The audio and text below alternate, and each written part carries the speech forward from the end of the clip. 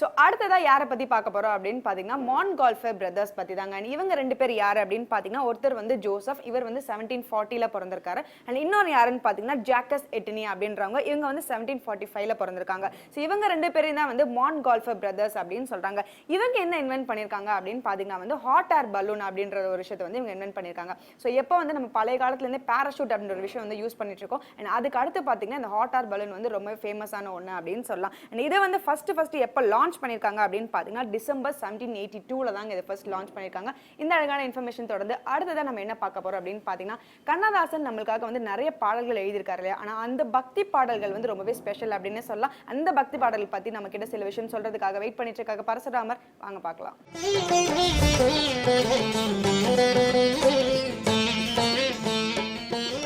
வேந்தர் டிவி நேயர்களுக்கு அன்பு வணக்கங்கள். கண்ணதாசன் பாடல்களில் கடவுள் தத்துவங்கள் அப்படிங்கிற தலைப்பில் இப்போ நம்ம பார்க்குறோம். இந்த நூற்றாண்டின் இணையற்ற கவிஞன் கண்ணதாசன், அதில் சந்தேகமே கிடையாது. கண்ணதாசனுடைய பாடல்கள் ஒரு உதாரணம் சொன்னால் எளிமையாக புரியும். கண்ணதாசன் இறந்து போய் 10-15 வருஷத்துக்கு மேலே ஆகிப்போச்சு. அப்போ நான் உதாரணம் சொல்லும்போது 10-15 வருஷத்துக்கு அப்புறம் ஒரு தொலைக்காட்சியில் ஒவ்வொரு பாடலாக சொல்லி இந்த சில கேள்வி வினாடி வினா மாதிரி ஒரு பாட்டை சொல்லி இந்த பாடலை எழுதியது யார், ஏ டீம் அப்படின்னாங்க. உடனே கண்ணதாசன் கண்ணதாசன் கேள்வி கேட்டவர் சிரிச்சிட்டார். எம்மா இந்த பாட்டு இப்போ வந்ததும்மா, அவரு போய் 15 வருஷம் ஆகி போச்சும்மா அப்போ அப்படின்னார். இது எதுக்கு சொல்கிறேன்னா, இந்த பாடல்கள்னாலே கண்ணதாசனுங்கிற அளவுக்கு இன்று இருக்கக்கூடிய இளைய தலைமுறை வரையில் தன்னுடைய அந்த பதிவை செய்து வைத்தவர் மாபெரும் கவிஞன் கண்ணதாசன். காரணம் ஒன்றே ஒன்று தான், பட்டறிவு கெட்டறிவும்பாங்க. இந்த இரண்டும் கண்ணதாசனிடம் மிகவும் அதிகம். அவ்வளவு அனுபவங்கள் ஆகா ஆகா. இன்றைக்கி நம்ம ஒரு பாட்டை பார்க்கலாமா?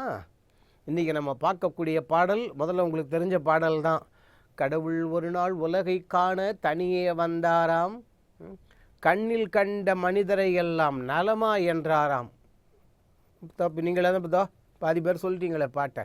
இந்த பாட்டு என்ன அனுபவம், என்ன அபூர்வம். இன்னும் சொல்லப்போனால் கண்ணதாசனுடைய பாடல்கள் ஏன் நிற்கின்றனங்கிறதுக்கு இதெல்லாம் அழுத்தமான உதாரணங்கள். கடவுள் ஒரு நாள் உலகை காண தனியே வந்தாராம். ஆகா ஆகா. அந்த தனியேங்கிற அந்த ஒரு சொல்லுக்கே தங்கத்தில் எழுதி வைக்க வேண்டாம். காரணம் நமக்கெல்லாம் தான் ஏதானு ஒன்று உதவிக்கு தேவை. அது என்னப்பா, அது இந்த சார்ஜ் போட்டு வேலை செய்யலை பாரு, கொஞ்சம் கம்மியாக இருக்குது, அந்த கடப்பாரி எழுதி குத்தணும், இப்படி இதெல்லாம்.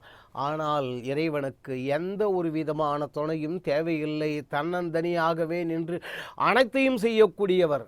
அதால் தான் கடவுள் ஒரு நாள் உலகை காண தனியே வந்தாராம், கண்ணில் கண்ட மனிதரை எல்லாம் நலமா என்றாராம். சாமியே மனுஷனை பார்த்தா அப்பா நல்லா இருக்கியா. இதை அந்தந்த திருச்சி பக்கம்லாம் இன்னும் கொஞ்சம் எளிமையாக கேட்பாங்க. ஏண்டா விசாரிக்கோல்யோ அப்படிம்பாங்க. அதாவது நலமாக இருக்கின்றாயான்னு. இன்றைக்கி இந்த நலமாக இருக்கின்றாயான்னு நலம் விசாரிக்கிறத போயிடுச்சே. ஒரு பொங்கல் விழா, ஒரு 4 கிழமைனா ஒருத்தருக்கு வீட்டுக்குள்ளே அடுத்தவங்க பார்த்து நல்லா இருக்கீங்களா அப்படின்னு பெரியவங்களை பார்த்து நமஸ்காரம் பண்ணுறது எல்லாம் போயிட்டு இன்றைக்கெல்லாம் டைம் இதுலேயே ஹாய் பொங்கல் வாழ்த்துக்கள், அவனும் சேம் டு யூ. என்ன யார் அழகாக ஒருத்தர் கூடி குலாவின அந்த காலங்கள் போய் கண்ணில் கண்ட மனிதரை எல்லாம் நலமா என்றாராம். எல்லா மனுஷர்களையும் அப்பா நல்லா இருக்கியா, நல்லா, இந்த மாதிரி சுவாமியை கேட்குறான்னா அப்புறம் என்ன குறை. ஆனால் இருந்தாலும் அடுத்த வரியில் கண்ணதாசன் சொல்கிறார், ஒரு மனிதன் வாழ்வை இனிமை என்றான், ஒரு மனிதன் அதுவே கொடுமை என்றான். கூர்மையாக கேட்கணும். நான் சொற்களை நான் மாற்றலை, கண்ணதாசனுடைய சொற்களை அப்படியே இங்கே சொல்லி இருக்கிறேன். ஒரு மனிதன் வாழ்வை இனிமை என்றான், ஒரு மனிதன் வாழ்வை கொடுமை என்றான். இந்த பாடலை எழுதுகிற முறைன்னு அப்படி தான் எழுதியிருக்கணும். கவிஞர்கள் யாராக இருந்தாலும் அப்படி தான் எழுதுவாங்க. ஒரு மனிதன் வாழ்வை இனிமை என்றான், ஒரு மனிதன் வாழ்வை கொடுமை என்றான், அதான் எழுதணும்.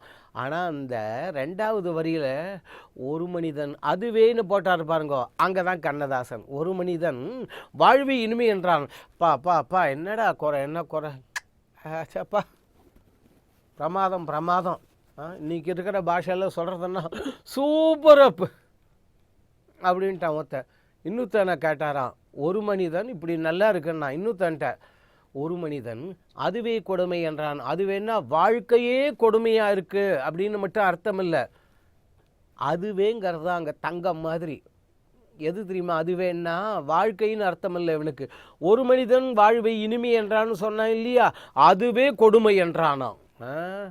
இந்த ஒன்று போருமே ஐயா நாம் உருப்பட. இன்றைக்கி நாம் பல பேர் கஷ்டப்பட காரணம் என்ன? தயவு செய்து தயவு செய்து தயவு செய்து 3 தடவை தான் இலக்கணம் சொல்லியிருக்கு. அதனால் சொல்கிறேன், கணவன் மனைவியிடமோ மனைவி கணவனிடமோ அடுத்த குடும்பத்தையோ அல்லது பெற்றோர்கள் குழந்தைகளிடமோ அடுத்த குடும்பத்தில் உள்ளவர்களையோ அடுத்த வீட்டில் இருக்கிற குழந்தைங்களையோ தயவு செய்து சமப்படுத்தாதீர்கள். உங்களுக்கு புரியும்படியாக சொல்கிறதுனா, ப்ளீஸ் டோன்ட் கம்பேர் தம். பக்கத்தில் பாரு இந்த குழந்தை என்னமா இருக்கான், ஒருத்தர் ரொம்ப பொறுப்பாக பக்கத்தில் அந்த பாரு அந்த பையன் எவ்வளவுக்கு இது பிரமாதமாக இருக்கான்னு. அப்பா அப்பா என்னப்பா சொன்னேன், அந்த பையன் எப்படி இருக்கான் பாரு அப்படின்னு. அப்பா அந்த பையனுடைய அப்பா 10 வருஷத்துக்கு முன்னாடியே செத்து போயிட்டார்ப்பா. அப்போ என்ன அர்த்தம்? நீ ஏன்டா உயிரோடு இருக்கேன்னு கேட்குறான். தயவு செய்து இன்று இருக்கக்கூடிய குழந்தைகளை நீங்கள் ஏதோ நம்மளை விட அதுகள் நினைக்காதீங்க சார் மட்டன்னு. நம்மை விட அவர்கள் அறிவாளிகள். தயவு செய்து நினைவில் வைத்து கொள்ளுங்கள். அடுத்தவன் மனைவியை நம்ம மனைவி கூட கம்பேர் பண்ணுறது, அடுத்தவ புருஷனை நம்ம புருஷன் கூட கம்பேர் பண்ணுறது, அடுத்தவர்கள் குழந்தைகளை நம் குழந்தைகளுடன் அப்படி கம்பேர் பண்ணுறது தயவு செய்து விட்டு விடுங்கள். தயவு செய்து விட்டு விடுங்கள். ஒரு மனிதன் வாழ்வு இனிமை என்றான். அந்த இனிமைங்கிறது இவனால் தாங்க முடியலையா? அடுத்தவன் வாழ்ந்த என்னையா குறைச்சல் உங்களுக்கு? அடுத்த வீட்டுக்காரன் வாழ்ந்து 5 நாள் இவன் பட்னி கிடப்பான்னு தமிழில் பழமொழியே இருக்க.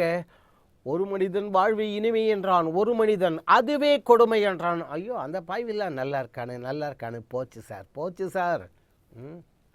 இதை கேட்ட உடனே சுவாமிக்கே என்ன வந்து கொடுத்தான், படைத்தவனே உடனே சிரித்து விட்டான். என்ன அக்கறமண்டாது இந்த பயலுக்கு. 2 கார் கொடுத்துருக்கேன், 3 மோட்டர் பைக்கு, சொந்த வீடு, இவ்வளவு இந்த பயலுக்கு கொடுத்தோம். அடுத்தவனை பார்த்து இன்னும் காயராம்பார் அப்படின்னு சுவாமிக்கே சிரிப்பு வந்து கொடுத்தான்.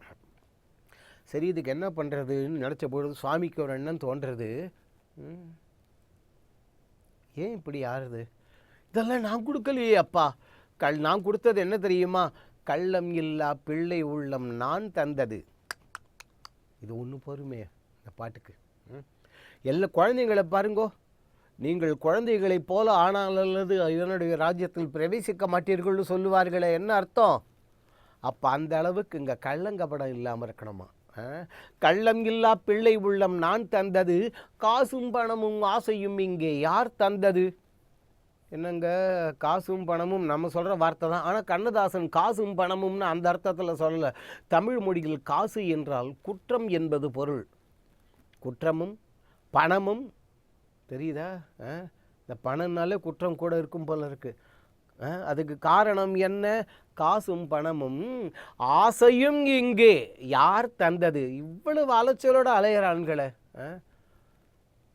எவ்வளவு ரூபா நோட்டு, எவ்வளவு சமாச்சாரத்தை இப்போ நான் சொல்ல வேண்டாம், உங்களுக்கே புரிஞ்சிருக்கும். என்ன ஆச்சு அப்படிங்கிறதுக்குள்ளே போச்சே, முடிஞ்சு போச்சே கதை.